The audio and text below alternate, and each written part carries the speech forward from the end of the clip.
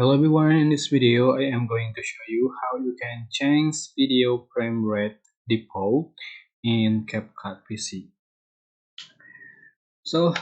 Before you edit the video, you can set the video frame rate default. Just going to menu and select settings and then select edit, and here you can adjust for the frame rate. You can set the frame rate default. Let's select 24 fps until 60 fps, so you can select this one. For example, I'm select 60 fps and then click save,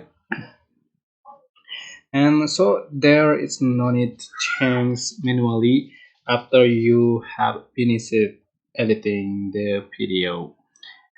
That's how to change the frame rate default in CapCut PC.